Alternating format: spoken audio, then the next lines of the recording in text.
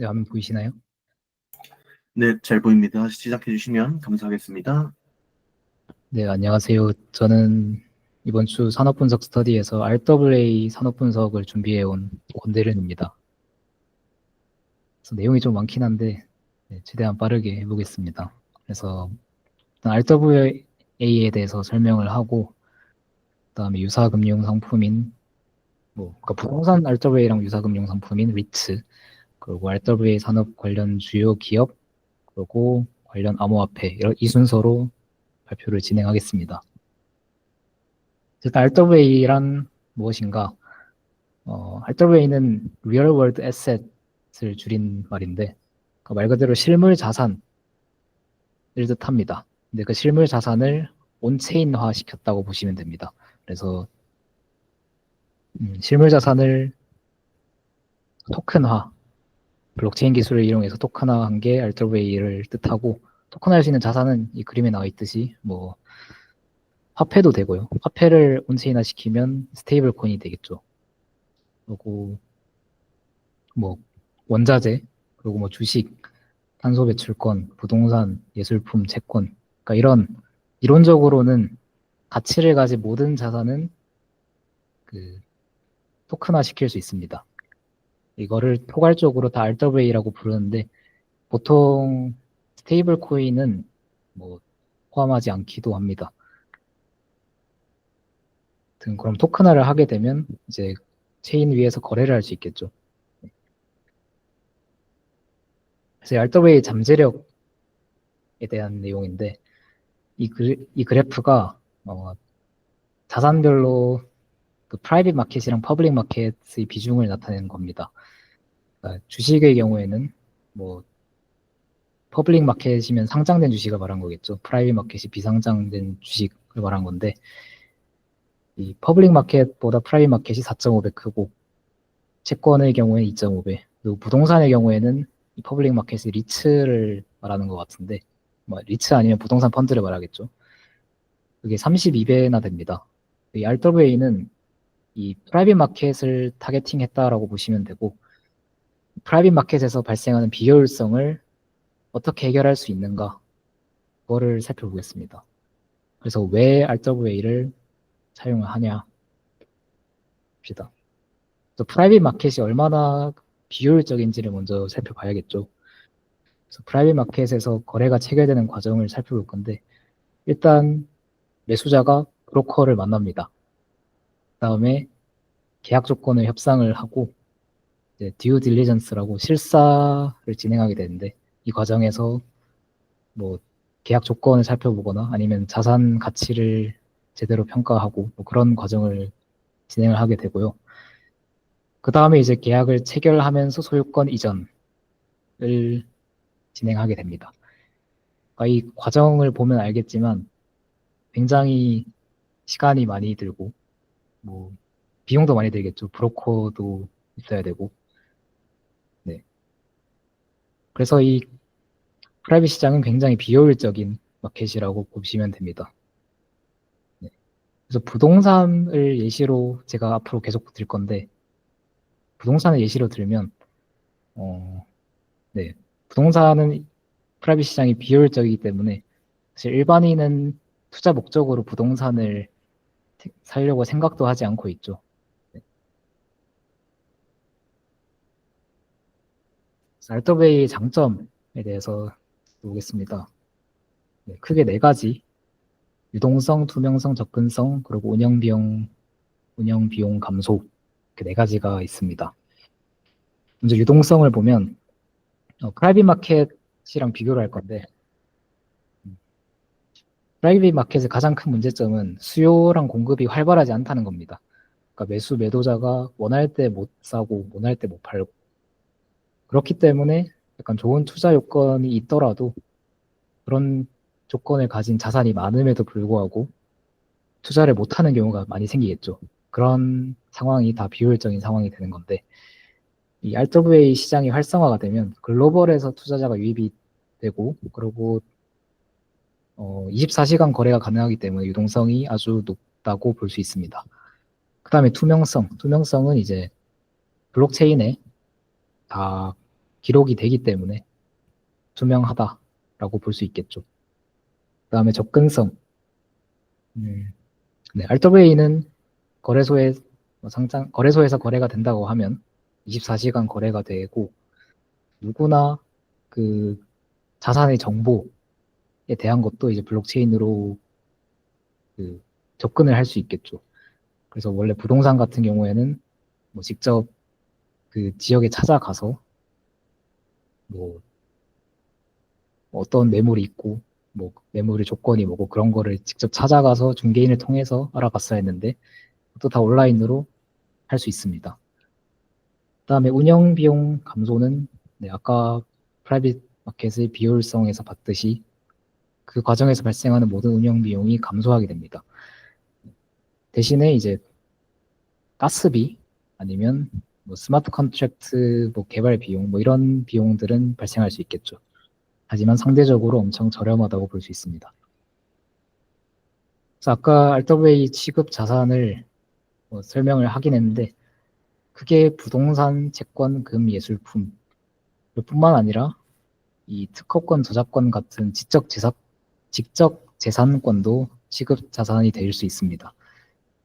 그래서 꼭 유형 자산뿐만 아니라 무형 자산도 토큰화 할 수 있다고 볼 수 있습니다.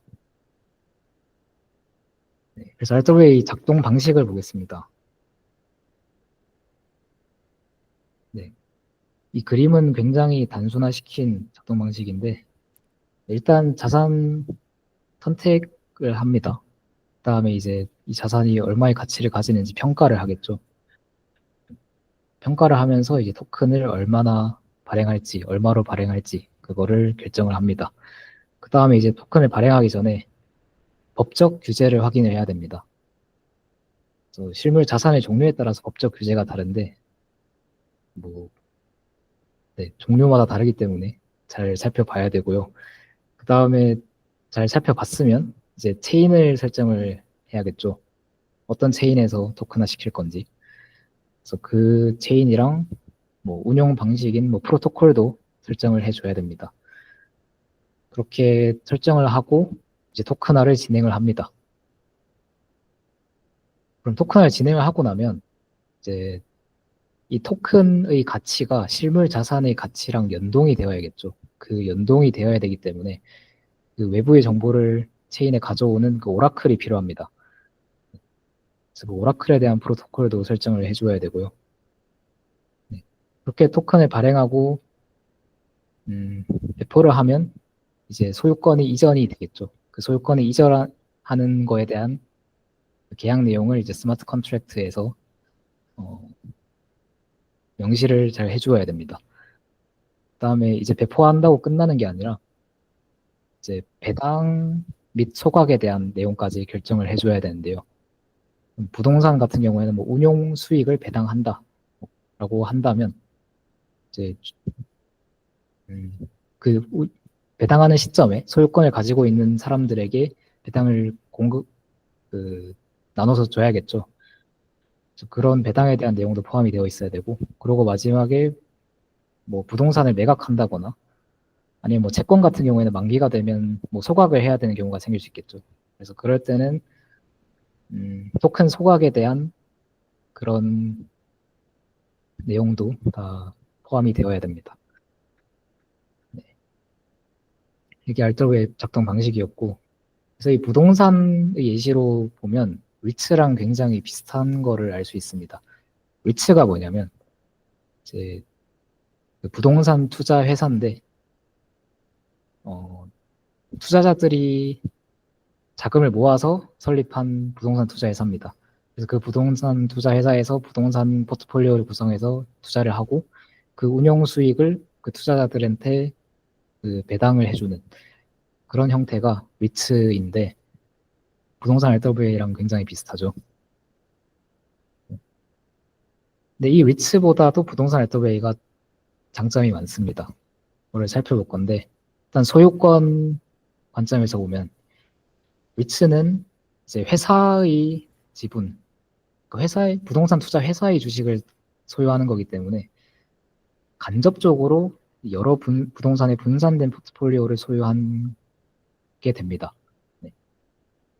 근데 부동산 RWA는 개별 부동산마다 토큰 발행을 하기 때문에 그 개별 부동산을 직접 소유한다는 뭐 차이가 있고요. 그리고 유동성은 사실 위치도 좋긴 한데 뭐 이론상으로는 RWA는 24시간 거래가 가능하니까 더 좋다고 할 수 있고, 근데 리츠도 비상장도 많습니다. 비상장 리츠는 유동성이 훨씬 떨어진다라고 볼 수 있겠죠. 그다음에 투명성은 뭐 리츠도 이제 법적으로 규제가 잘 되어 있기 때문에 투명하긴 한데 이제 분기마다 보고서를 발행하는 거고, 부동산 RWA는 블록체인에서 언제든 원할 때 확인을 할 수 있습니다. 둘 다 투명한 거죠. 그다음에 발행 비용은 당연히 RWA가 훨씬 저렴하게 됩니다. 그다음에 발행되는데 소요되는 시간도 RWA가 훨씬 빠른 것을 알 수 있습니다. 네. 그래서 이 RWA 산업 주요 기업에 대해서 볼 건데요. 일단 이 그래프는 TVL 기준 RWA 시장 규모입니다. TVL이 뭐냐면 Total Value Locked인데, 그러니까 RWA를 사기 위해서 예치한 뭐 잠금시켜 놓은 총 자산의 가치라고 볼 수 있습니다. 그러니까 사실 RWA 시장 규모라고 보면 되겠죠.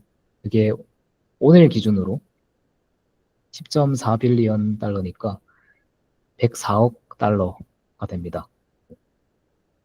이거는 2022년 1월에서는 1.6억 달러였거든요. 그래서 이때 대비 65배의 성장을 했고요. 21년 대비로는 뭐 21년에서 22년까지만 해도 뭐 한 거의 10배가 성장을 했습니다. 그래서 엄청난 성장 속도를 보여주고 있는 시장이고, 2030년까지 전문가들은 앞으로도 50배 이상 추가 성장을 예상을 하고 있습니다. 그래서 이건 이제 디파이 라마에서 가져온 TVL 기준 상위 12 RWA 프로젝트 리스트인데요. 각각 뭔지 살펴보면 이 RWA 가장 큰 규모를 자랑하는 거는 지금 머니마켓 펀드를 토큰화시킨 그 프로젝트들입니다. 그래서 이 블랙락 비들 토큰 좀 이따 설명을 할 건데, 얘도 이제 머니마켓 펀드를 토큰화시킨 거고요. 머니마켓 펀드가 뭐냐면 줄여서 MMF라고 하는데, 그 미국 단기 국채나 아니면 한국말로 RP라고 하죠. RP 아니면 뭐 레포, 그런 단기 채권들을 모아서 펀드로 만든 거라서 그냥 꾸준히 이자를 주는 펀드라고 생각을 하시면 됩니다. 그런 MMF 펀드를 토큰화시킨 게 1등 이 비들 펀드고, 이 메이커 얘도 MMF 펀드고, 얘도 3등도 MMF, 4등도 뭐 여러 가지 프로젝트가 있지만 MMF가 위주고, 5등 유즈월은 얘는 이제 스테이블 코인인데 왜 RWA에 있냐면 탈중앙화 스테이블 코인이기 때문에 여기 들어가 있는 것 같습니다. 그다음에 6등, 8등, 10등까지 전부 다 MMF 토큰이고요. 7등이랑 9등을 보면 이름에서 알 수 있듯이 얘네들은 금을 토큰화 시킨 녀석들입니다. 그래서 그 TVL 기준 상위 프로젝트들은 거의 다 MMF 아니면 금을 토큰한 거라고 볼 수 있습니다. 그래서 블랙락의 비들 펀드에 대해서 살펴보겠습니다. 아까 말했듯이 비들 펀드는 MMF를 토큰화한 거고요. 그거의 AUM, 그러니까 Asset Under Management, 총 그 투자 자산 운용 가치가 현재 1빌리언 달러를 넘었습니다. 그리고 이게 작년 3월에 프로젝트가 시작했거든요. 그래서 딱 1년 정도 됐는데 꾸준히 성장을 하다가 이번 달에만 50% 정도 성장을 했습니다. 뭐 정확한 이유는 저도 모르긴 하는데 아마 트럼프의 뭐 전략자산 매입 이후로 뭐 영향이 있지 않았을까 하고 개인적으로는 생각을 하고요. 정확히는 모르겠습니다. 그래서 이 비들 토큰 운영 방식에 대해서 살펴보겠습니다. 네, 일단 블랙락은 그냥 원래 MMF 운영하는 그대로 펀드 매니저가 MMF를 운용을 하고요. 여기 그 토큰화를 시켜주는 그 시큐리타이즈라는 LLC 회사가 있습니다. 이 시큐리타이즈라는 회사에서 이 블랙락의 토큰화를 담당을 하고요. 그다음에 네, 투자자가 이제 이 USDC로 그 전에 네, 이 시큐리타이즈가 토큰화를 해서 이 비들 토큰을 발행을 하게 됩니다. 그래서 그 비들 토큰을 투자자가 USDC로 구매를 할 수 있고요. 비들 토큰의 가치도 거의 1달러로 패깅되어 있다고 보시면 됩니다. 그래서 이걸 이제 서클로 구매를 할 때 이더리움 체인에서 그 기록을 남기게 되고요. 그다음에 네, 그럼 구매를 하고 난 다음에는 이제 그 오라클이 계속 이 MMF의 그 NAV, 그러니까 순자산 가치를 계속 업데이트를 해주겠죠. 그렇게 업데이트를 해주면 이제 매일 그 증가한 자산 가치에 따라서 이 비들 토큰의 발행량을 결정을 합니다. 예를 들어 어제보다 뭐 0.01% NAV가 올랐다 그러면 비들 토큰의 발행량을 0.01%더 늘리는 겁니다. 그럼 그 추가된 발행량을 스마트 컨트랙트에 따라서 그 기존의 비들 토큰 소유자들한테 그 지분에 따라서 배분을 해주는 방식입니다. 그렇게 비들 토큰 총 발행량이 계속 늘어나는 그런 방식이고, 그렇게 그걸 통해서 비들 토큰의 가치는 1달러를 계속 유지를 할 수 있는 겁니다. 그래서 결론적으로 비들 토큰 투자자들은 시간이 지남에 따라서 그냥 지갑에 갖고만 있었는데 토큰 개수가 계속 늘어나는 경험을 하게 되겠죠. 그래서 자동 돈 복사기가 되는 겁니다. 지갑에만 넣어놓아도. 실제 연수익률은 4% 정도 되는 것 같습니다. 3에서 4%.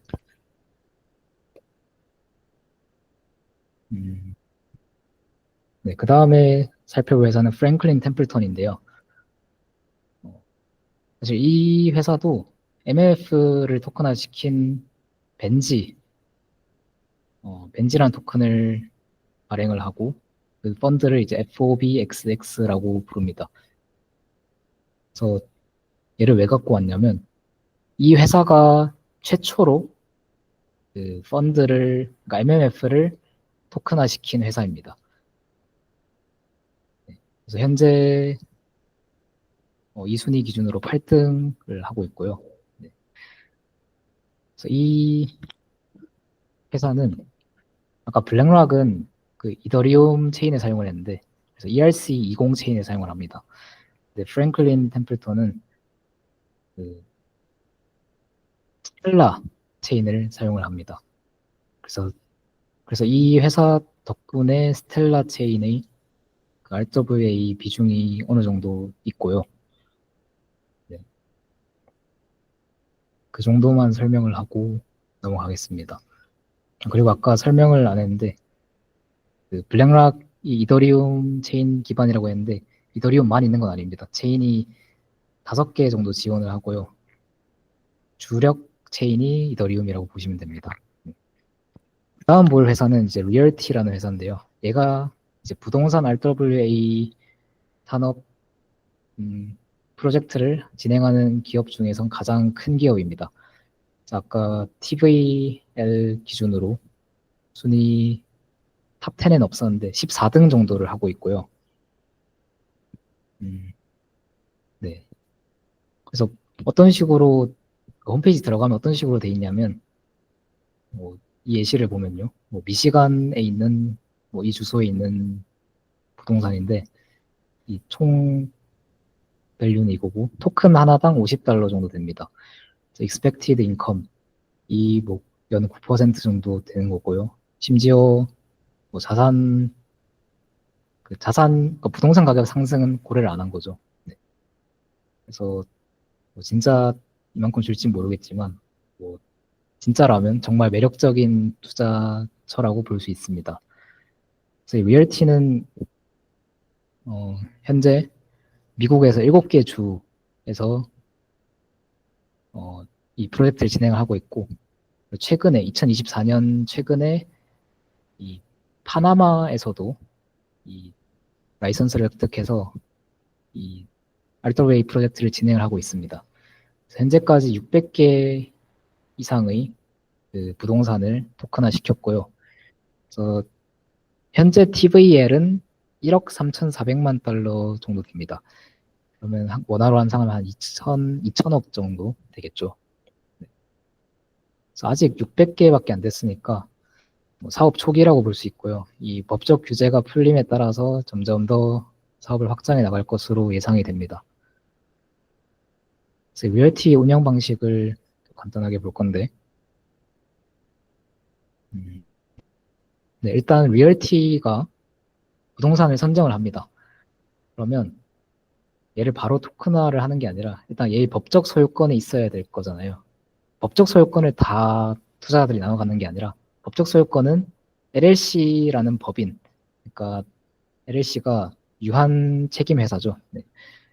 유한 책임 회사라는 법인을 설립을 해서 그 법인에게 법적 소유권을 줍니다. 그렇게 한 다음에 그 LLC의 지분을 토큰화 시켜서 투자자들이 나눠 갖는다라고 생각하시면 편할 것 같습니다. 그래서 좀 더 자세히 보자면 이 LLC가 합법적으로 운영이 될 수 있도록 이제 주마다 법이 좀 다를 거니까 그 로펌이 처음에 토큰을 발행을 할 때 중개를 해서 계약 조건들을 잘 살펴보고요. 그 다음에 운영을 할 때는 투자자가 전 세계에 흩어져 있는데 운영하는 사람도 있어야겠죠. 그래서 그 부동산 관리를 할 사람을 고용을 합니다. 이 LLC에서. 그래서 그 고용한 사람이 이제 세입자도 관리를 하고 세입자한테 렌트를 받으면 그걸 이제 이더리움 지갑으로 전송을 해주고 대신 이제 임대 수익을 이더리움 지갑에 전송을 하면 그건 이제 스마트 컨트랙트에 따라서 자동으로 그 각 투자자들한테 그 수익이 배분이 되는 구조라고 보시면 되겠습니다. 네. 그런 식으로 부동산 RWA가 운영이 됩니다. 그 다음에 이제 RWA 관련 암호화폐를 볼 건데요. 사실 좀 많이 찾아보고 싶었는데 생각보다 크게 많이 없는 것 같더라고요. 그래서 일단 체인링크를 가져왔습니다. 체인링크는 이제 체인들을 링크시켜주는 앱입니다. 그래서 이 체인링크의 역할을 그러니까 체인링크가 제공한 서비스가 RWA 산업에서 크게 세 가지로 볼 수 있는데 첫 번째는 체인링크 데이터 피드. 이거는 이제 오라클 역할을 해주는 거죠. 자산 가격이랑 시장 조건들 그런 실시간 데이터를 체인에 전달해주는 역할을 해주고 그다음에 Proof of Reserve. 이거는 이제 토큰화된 자산이 실제 자산으로 담보가 되고 있는지를 체인에서 검증을 해주는 역할을 합니다. 그 다음에 CCIP라고 이제 찾아보니까 이 프로토콜이 체인링크가 되게 잘 돼 있어서 그래서 체인링크가 약간 체인 간에서 그런 프로토콜에서는 제일 알아주는 걸로 알고 있습니다. 이 프로토콜에 따라서 서로 다른 블록체인 간 자산의 이동을 지원을 합니다. 그래서 RWA 시장이 활성화가 되면 사실 대부분 RWA가 이더리움에서 발행이 되긴 하지만 이더리움 체인에서 발행된 RWA도 있고 스텔라에서 발행되는 애도 있고 찾아보면 솔라나도 있고 폴리곤도 있고 뭐 엄청 다양합니다. 그런 다양한 체인에서 발행된 RWA를 그 같은 체인에서만 거래를 할 수 없을 거니까 그 다른 체인에서 거래를 할 때는 항상 체인링크를 통해서 그 거래가 이루어지게 됩니다. 그래서 RWA 이 그림이 제가 방금 말한 거를 설명하는 게 될 거고요. 다른 체인에서 RWA를 이 체인의 뭐 스테이블 코인으로 결제를 한다. 그러면 체인 링크가 필요하게 되는 겁니다. 네. 그래서 RWA 시장이 커짐에 따라서 체인 링크 서비스 수요가 급증을 할 것으로 예상을 합니다. 그리고 저런 역할을 하는 오라클이 체인링크밖에 없냐? 그건 아닙니다. 하지만 체인링크가 과점을 확보를 하고 있죠. 그래서 체인링크가 수혜를 볼 수 있다라고 생각할 수 있습니다. 네, 그 다음에 이더리움인데요. 이더리움은 너무 심심해서 안 가져올까 하다가 너무 압도적으로 많은 RWA가 이더리움 체인 기반이더라고요. 그래서 가져왔습니다. 그래서 현재 총 TVL 104억 달러 중 81억 달러가 이더리움 체인 기반이고요. 대부분 ERC20 체인 기반이고 예술품은 뭐 ERC721 아니면 ERC115라는 체인을 사용을 한다고 합니다. 네.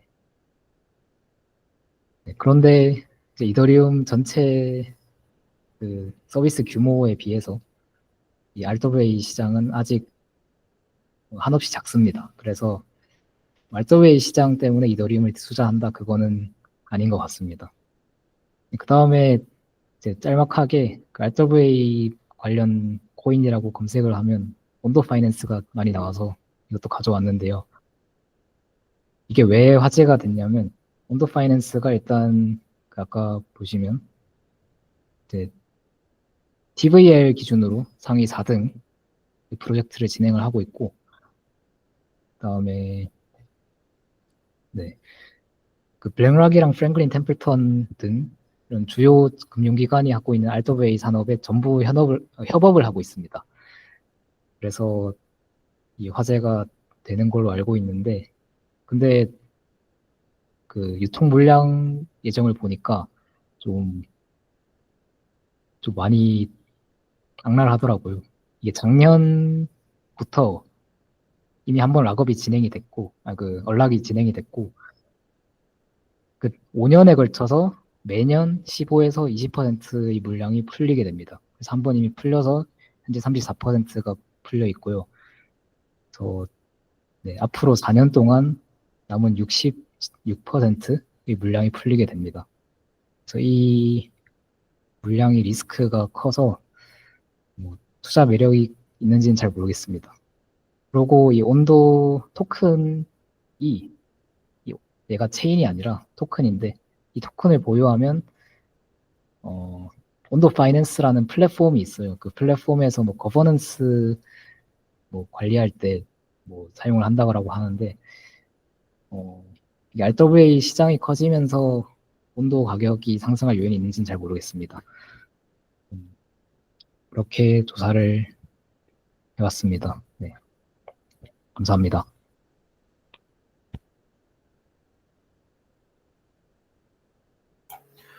네, 오늘 발표 잘 해주셔서 감사합니다. 오늘 드디어 이제 세 분의 스터디 발표가 전부 마무리가 되었습니다. 오늘 전부 발표해주신 세 분 전부 다 잘 준비해주셔서 너무 감사하고요. 저희는 이제 다음 주에 뵙도록 하겠습니다. 네, 모두 수고하셨습니다. 고생하셨습니다. 고생하셨습니다. 좋습니다.